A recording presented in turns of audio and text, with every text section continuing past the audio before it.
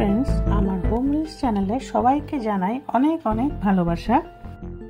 আজকে নিয়ে এসেছি একটি মজার রেসিপি, আর সেটা হলো গাজরের লাড্ডু। শীতকালে গাজরটা বেশি পাওয়া গেলেও সারা বছরই গাজর পাওয়া যায়। তো দেখে নেওয়া যাক আজকে আমার রেসিপি গাজরের লাড্ডু। গাজর শরীরের জন্য তো খুবই উপকারী, আর বিশেষ করে স্কিনের জন্য তো গাজরের কোনো তুলনাই হয় না। তাহলে রেসিপিটি শুরু করা যাক। আমি নিয়েছি এখানে 300 গ্রাম গাজর। গাজরকে বেশ ভালো করে ধুয়ে নিয়েছি আর ভালো করে মুছে শুকিয়ে নিয়েছি। আর গাজরের আগের আর পেছনের অংশ একটুখানি কেটে ফেলে দিচ্ছি।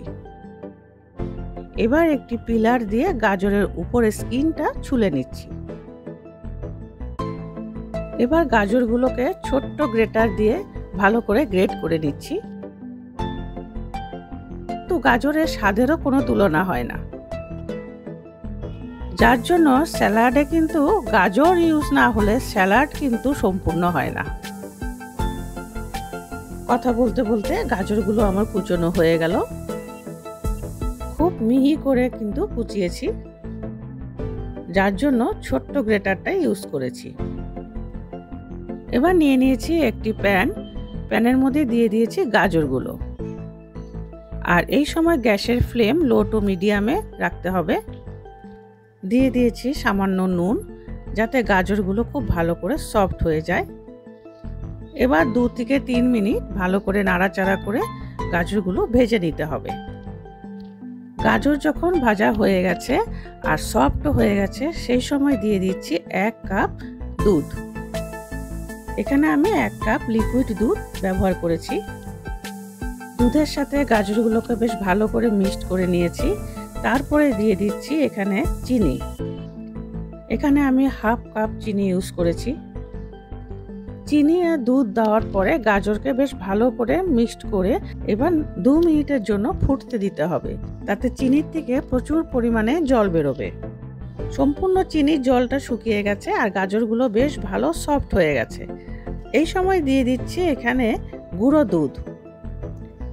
এখানে আমি 3 টেবিল স্পুন গুঁড়ো দুধ ইউজ করেছি। গুঁড়ো দুধ দেওয়ার পরে ভালো করে মিক্সড করে নিয়েছি।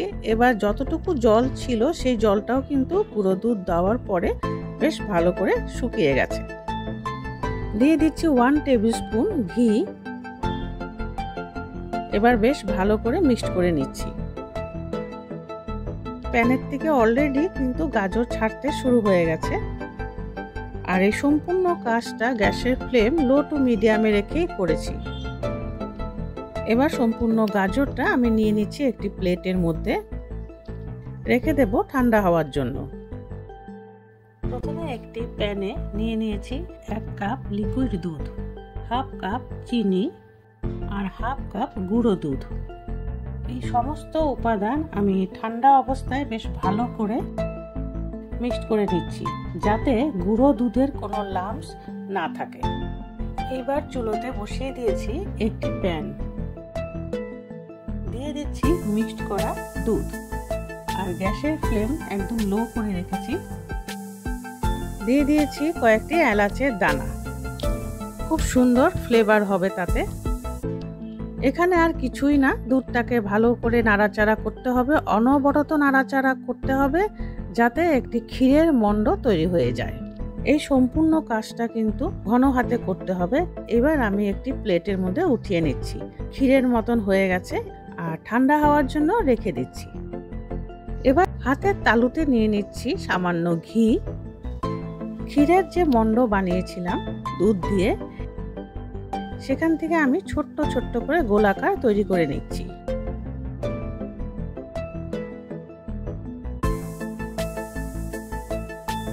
এদিকে গাজরের থেকেও কিন্তু ছোট্ট ছোট্ট করে মণ্ড হাতে নিয়ে হাতের তালুতে রেখে এইভাবে কিন্তু একটু চারদিকে ছড়িয়ে নিচ্ছি। বেশ পাতলা করে ছড়িয়ে নিতে হবে। এবার মাঝখানে দিয়ে দিচ্ছি ক্ষীরের ছোট্ট ছোট্ট বলগুলো আর চারদিক থেকে ফোল্ড করে নিচ্ছি। এই কাজটা কিন্তু খুব সাবধানে করতে হবে, যেহেতু আমি গাজরের মধ্যে না কোনো কর্নফ্লাওয়ার না কোনো ময়দা কোনো কিছুই ব্যবহার করিনি, সম্পূর্ণ অর্গানিক ওয়েতেই করেছি। দেখো একটি গাজরের কি সুন্দর বলের মতন তৈরি হয়ে গেছে। তাহলে আমি এক এক করে এইভাবে গাজরের লাড্ডুগুলো আগে বানিয়ে নিচ্ছি। আমার গাজরের লাড্ডু পারফেক্টলি রেডি হয়ে গেছে, কিন্তু গাজরের লাড্ডুকে আরেকটু সুন্দর লুকস দেওয়ার জন্য এখানে আমি ডেসিকেটেড কোকোনাট ইউজ করেছি। তাহলে লাড্ডুগুলোকে ডেসিকেটেড কোকোনাটের মধ্যে এইভাবে কোটিং করে নিচ্ছি, তাতে দেখতেও সুন্দর হবে আর খেতেও কিন্তু দারুণ লাগবে। আমার সম্পূর্ণ ভিডিওটা দেখে লাইক দিতে কিন্তু একদম ভুলবে না, আর কমেন্টস করে জানাবে যে তোমাদের কেমন লেগেছে। আর যদি কোনো নতুন বন্ধু আমার চ্যানেলে প্রথমবার এসেছো, প্লিজ একটি লাইক দিয়ে দিও, আর ওপরে আছে বেল আইকন, ক্লিক করে অন করে দিও। তাহলে যখনই আমি কোনো ভিডিও আপলোড করব সবার আগে নোটিফিকেশন তুমি পেয়ে যাবে। আবার দেখা হচ্ছে নেক্সট একটি ভিডিওর সাথে।